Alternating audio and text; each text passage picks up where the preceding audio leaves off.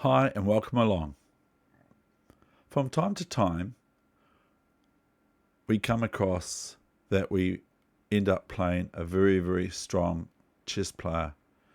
And in this case, I'm playing a very strong chess player with a rating of 2839 for bullet chess, for 1 minute chess.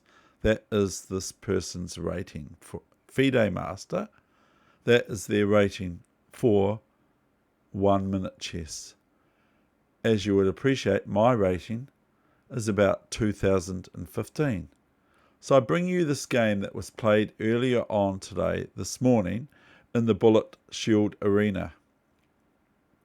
I hope you like this game, and as promised, not always do I win. So here, let's go. Let's have a look at this game. I hope you really enjoy it, and I did too. Even though I lost, I enjoyed it. So my opponent is 2839. This is the game of the day for me.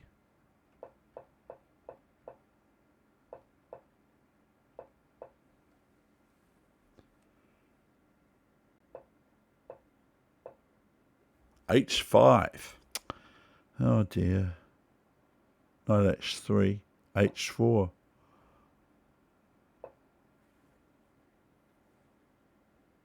So if any time H3, then G4 happens, is my sort of way of playing this.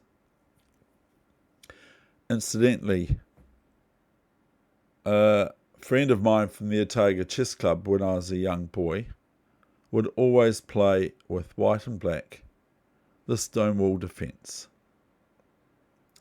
So I learnt how to play against it. As my great opponent here, FIDE Master, I will show you at the end where this FIDE Master's from, definitely knows how to play against it. So keep going. 9, bishop e2 and a6.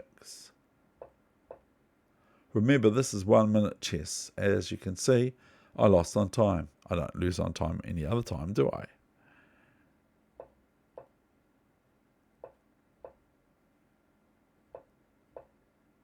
Here's that H3 business. What do I do? G3. Oh no, Dave, a finger drop. You're meant to go G4, Dave. Oh yes, but it was a finger drop. So guess what happens on move 15? Bishop e6, G4. And then comes knight H4. Oh no, there's holes in my camp. There's holes here. And these two squares here. For knight and other things. So not very pleasant. So we fight back. We fight back. We try our hardest to get someone here. Bishop d7 and now bishop e1. Now, maybe I could play knight h3. I mean, yeah, knight h3, taking the pawn. But I just don't dare. Probably because knight f5 will be okay. Or even knight f3 check. Bishop e1. Rather settling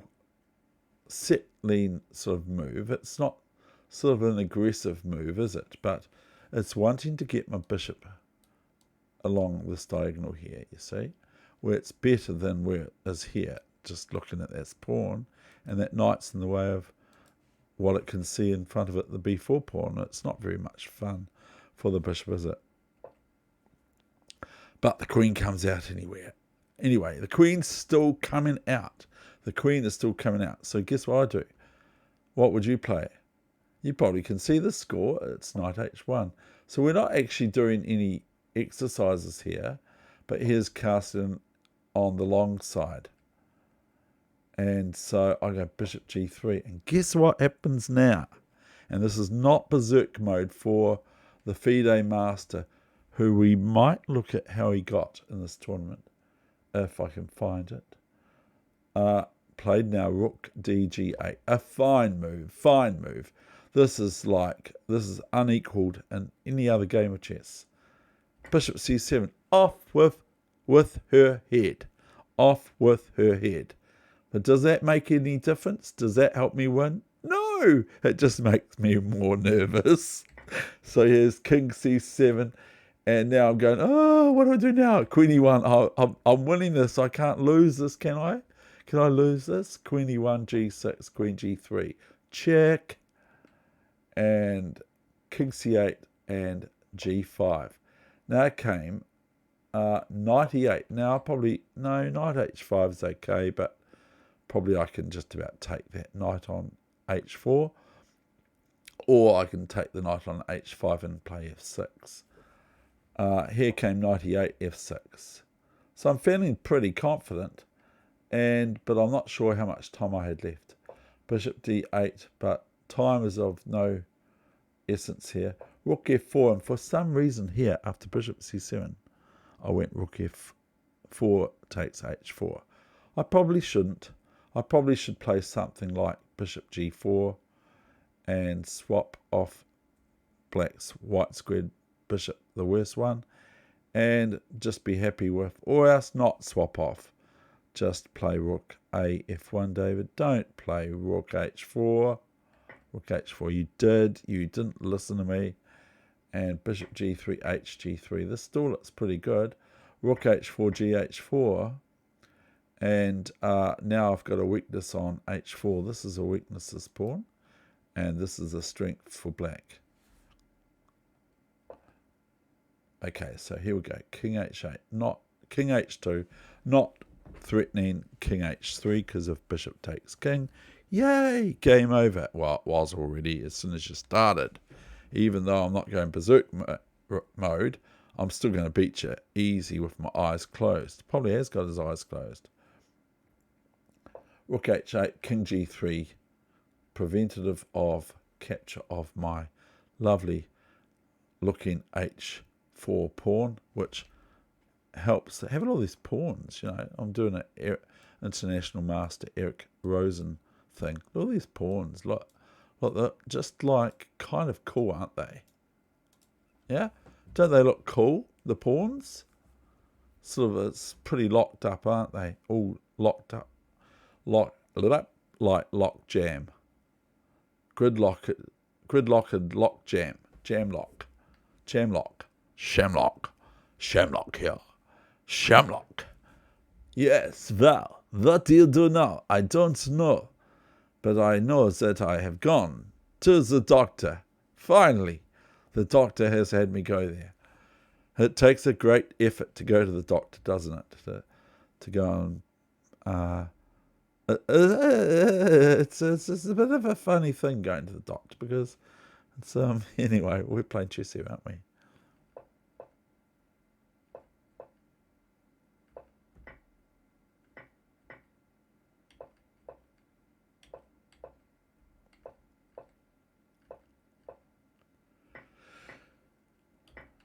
Oh dear, he's taken my pawn. Oh no.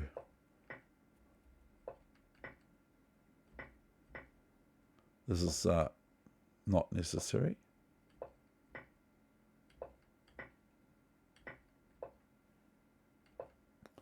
And I lost on time.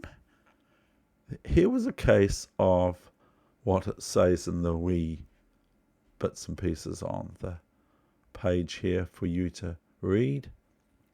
I won't read it out to you because you might not want me to do that. I'll just leave that up to you to read what it says. But I do particularly, and so does Heather.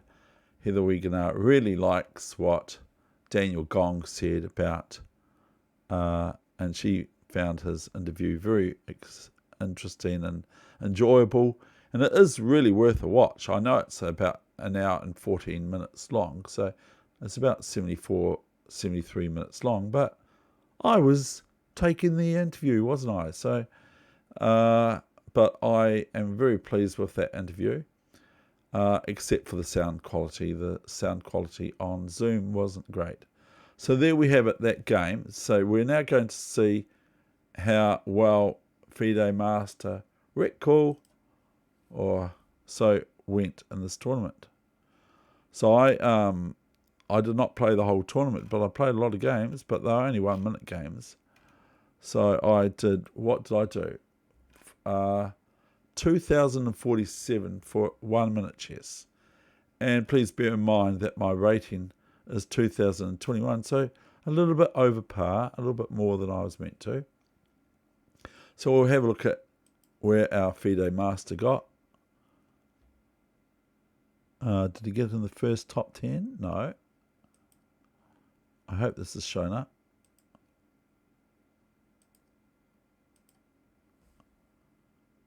Where is it? He might not have paid the whole thing. I still want to see how he did. What happened there? Have I missed him? He can't be down here, can he?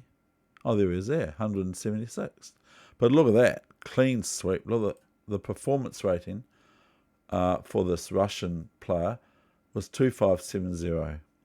Okay, that is me over and out. So I got ahead of him, even though I lost to him terribly. But yeah, I lost on time. I didn't lose on position, but it's all relative, isn't it? So I thank you very much for watching. All the best with your chess, no matter where it's at, and primarily try and try and try to enjoy it. So know that you are all very special to me. Thank you very much for those of you that take an interest in this chess channel that I operate here on YouTube. And thank you, YouTube. Bye for now.